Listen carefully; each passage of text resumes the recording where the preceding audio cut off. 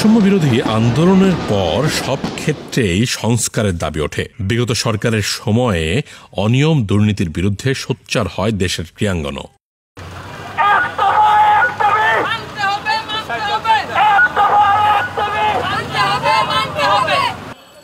Rally এবং অবস্থান কর্মসূচি পালন করেছে বেসবল, সফটবলের সাথে সংশ্লিষ্ট কোচ, আম্পায়ার ও খেলোয়াড়েরা।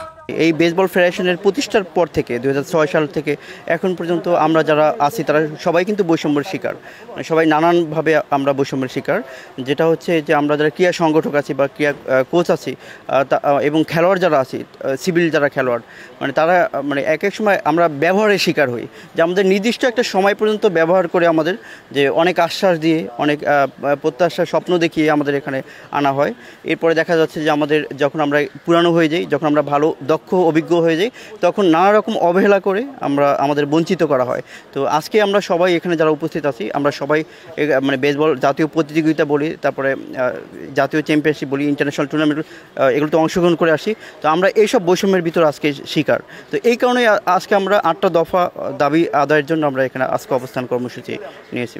দফাগুলো হচ্ছে আমাদের যে মানে অবিলম্বে অবৈধ বা অ্যাডহক কমিটি যেটা আছে, যেটা অনির্বাচিত, এই কমিটির যেটা অকার্যকর, এই কমিটির আমরা বিলুপ্তকরণ চাই এবং আমরা নতুন অ্যাডহক কমিটি গঠনের আমরা আবেদন জানাচ্ছি।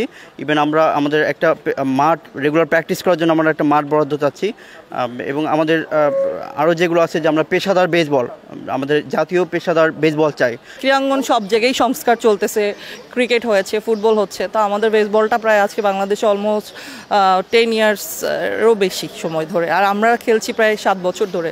তো দেখা যায় যে প্রপার টাইমে আমাদের কোনো টুর্নামেন্ট হচ্ছে না, যাও টুর্নামেন্ট হচ্ছে সেগুলোর মধ্যেও দুর্নীতি চলতেছে। তারা ফান্ডিং কালেক্ট করে আমাদেরকে প্রপার ওয়েতে গেমিং দিচ্ছে না, টুর্নামেন্টের ব্যবস্থা নাই।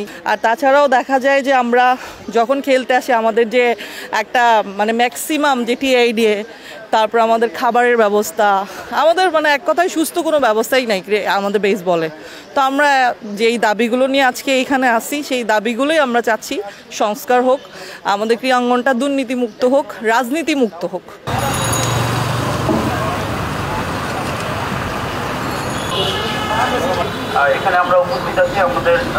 বৃহস্পতিবার সকাল 10টা হতে ঢাকার গুলিস্তানে অবস্থিত মাওলানা ভাসানী হকি স্টেডিয়ামের প্রধান গেটে কোচ, আম্পায়ার ও খেলোয়াড়েরা জড়ো হতে থাকে।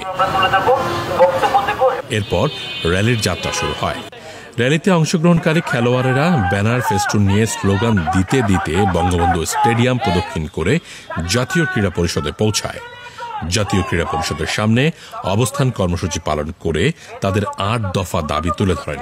আমি হলো ফার্স্ট ক্যাপ্টেন মহসিন হোসেন জয়। তো আমরা 4 জন শুরু করি বেসবল 2006। দেন আমরা ফার্স্ট ন্যাশনাল টুর্নামেন্ট খেলি হলো 2009। তো আমরা প্রতি বছরই খেলতাম একটা করে টুর্নামেন্ট।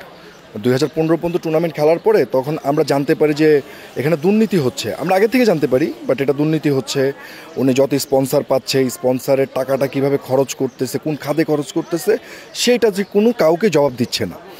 দেন আমরা এটা জবাবটা চাই যে আপনি কোন খাতে খরচ করছেন, কী খাতে খরচ করছেন, সেটা আমাদের একটু জবাব দেন। কারণ আপনি পাইছেন 5 লাখ, বাট আপনি খরচ করতেছেন 1 লাখ, বাকি 4 লাখ টাকা কোথায়? কারণ আমাদের কোনো স্যালারি নেই, আমাদের কোনো খরচ নেই, তো ওই টাকাটা কোথায় যাচ্ছে? তখন সে আমাদেরকে বলছে সেটা জবাব তোমাদেরকে দেওয়ার মতো না। তা কেন আমাদেরকে দিবেন না? যেহেতু আমাদের কোনো অফিসের কোনো কেউ নেই, তার আমাদের অবভিয়াসলি আমাদের কাছে দিতে হবে, যেহেতু আমরাই ফার্স্ট প্লেয়ার। তখন সে আমাদেরকে একটা হুমকি দিল যে তোমাদেরকে বহিষ্কার করা হবে। কেন বহিষ্কার করা হবে? যে আপনার কাছে হিসাব চাইছি, আপনার কাছে সেই খরচের একটা সংস্কার চাইছি। তখন সে বললো যে আমি পুলিশকে দিয়ে দেব এই টিমটা। তো পুলিশকে কেন দিবেন? তখন সারা বাংলাদেশ থেকে বাছাই হতো ন্যাশনাল টিম। তখন আমরা 26 জন প্লেয়ার বহিষ্কার হলাম। বহিষ্কার হয়ে আমরা তো ওখানে যেতে পারলাম না। তো আমরা আস্তে আস্তে বেসবল থেকে সরে গেছি। কিন্তু আমাদের আসলে তখনকার দাবিটা ছিল এই সেম, স্টেডিয়াম হবে, আমাদের 4টা টুর্নামেন্ট হবে এবং আমরা আমাদের খেলা আলাদা মাঠ হবে। আমি যতটুকু শুনছিলাম যে আমাদের মাঠও মোটামুটি বরাদ্দ হয়ে গেছিলো, আমরা এটাও শুনছিলাম। তখন যে ক্রীড়ামন্ত্রী রাসেল ছিল, উনি আসছিল, উনি এসে আমাদেরকে বলেও গেছে যে তোমাদের জন্য মাঠ আমরা ব্যবস্থা করে দিচ্ছি। এখন আমরা চাচ্ছি যে এটা সত্য কথা, যে নাম্বার 1 এই কমিটি বিলুপ্ত হোক। লিটনের যে ফ্যান্সিবাদী একটা ফ্যামিলি কমিটি হয়েছে সেটা বিলুপ্ত হোক। এবং আমরা তো অবহেলিত, আমরা যারা পুরান প্লেয়ার অবহেলিত, বাট আমরা চাচ্ছি না যে আমাদের ভাই বোন যারা ছোট আছে, যারা নতুন খেলতেছে, তারা যাতে অবহেলিত না হোক। তারা একটা ন্যূনতম একটা পারিশ্রমিক পাক এবং তারা একটা ফ্যাসিলিটি পাক। বৈষম্য বলতে আমাদের কোনো টুর্নামেন্ট নাই, কোনো বয়সভিত্তিক নাই, কিছুই নাই। মানে অন্য ইভেন্টগুলো যেরকম হয়, এই মানে আমরা যে স্বৈরাচারী ইগুলো আছে, আমাদের কথা বলারও সুযোগ নেই। 2006 সালের 25শে নভেম্বর বাংলাদেশ বেসবল সফটবলের যাত্রা শুরু। এরপর থেকে খুঁড়িয়ে খুঁড়িয়ে চলছে এই অ্যাসোসিয়েশনটি। প্রতিষ্ঠা লগ্ন হতে নানা অনিয়ম ও দুর্নীতির মধ্য দিয়ে অনির্বাচিত একটি অকার্যকর অ্যাডহক কমিটি দ্বারা পরিচালিত হয়ে আসছে, এমনটাই দাবি করেছেন র্যালি এবং অবস্থান কর্মসূচিতে অংশ নেয়া কোচ, আম্পায়ার ও খেলোয়াড়েরা। আমি 2015 সাল থেকে বেসবলের সাথে জড়িত।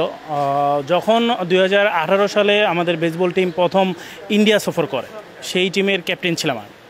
আন্তর্জাতিক যখন মানে বাংলাদেশ টিম পার্টিসিপেট করে আন্তর্জাতিক অঙ্গনে প্রথম ইন্ডিয়াতে, তখন ওই টিমের ক্যাপ্টেন আমি ছিলাম, মোহাম্মদ নাজমুল হোসেন। তো তখন ওই টিমটাতে শুধু আমি একমাত্র সিভিলিয়ান ছিলাম, আর সবাই ছিল পুলিশ। ওই টুর্নামেন্টে যাওয়ার জন্য যাওয়ার আসার যত খরচ ছিল সবগুলো আমরা প্রত্যেকটা প্লেয়ার নিজস্ব টাকা দিয়ে গেছি, নিজের টাকা দিয়ে গেছি, ওইখানে থাকছি, খাইছি নিজের টাকা দিয়ে, আবার নিজের টাকা দিয়ে আসছি। ওইখানে আমাদের অ্যাসোসিয়েশন থেকে শুধুমাত্র আমাদের এই যে ড্রেসটাই দেওয়া হয়েছিল, এইটি 2018 সালের জার্সি ছিল আমাদের। 2018 সালে আসার পরে তারপর থেকে আমাদের আর কোনো খোঁজ খবর নেওয়া হয় নাই।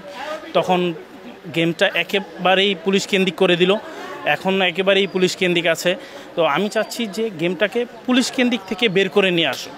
আর প্রায় আমি তো মানে 2015 সাল থেকে এখন পর্যন্ত অলমোস্ট 8-9 বছর হয়ে গেছে। 8-9 বছরে আমি এখন পর্যন্ত আমাদের সভাপতি স্যারকে দেখিনি, সেক্রেটারি স্যারই সব কিছু করতো, আমিনুল ইসলাম লিটন।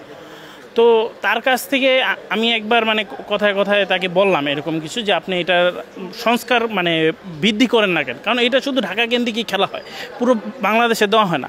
সে আমাকে বলল যে তুমি যদি কোনো কিছু একটা সৃষ্টি করো, সেটার ভিতরে যদি কেউ যদি আইসে যদি খবরদারি করে, তখন তোমার কীরকম লাগবে। তো আমি যতদিন বাইচে আছি আমি চাই না যে বেসবলে কেউ আসুক।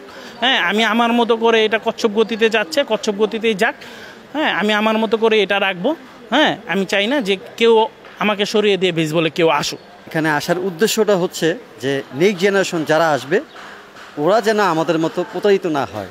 সাবেক ও বর্তমানে বেসবল খেলোয়াড় ও সংশ্লিষ্টরা দাবি করেছেন অতি দ্রুত অনিয়ম দুর্নীতির তদন্ত করে বিচারের আওতায় এনে দোষীদের শাস্তিমূলক ব্যবস্থা গ্রহণ করতে হবে।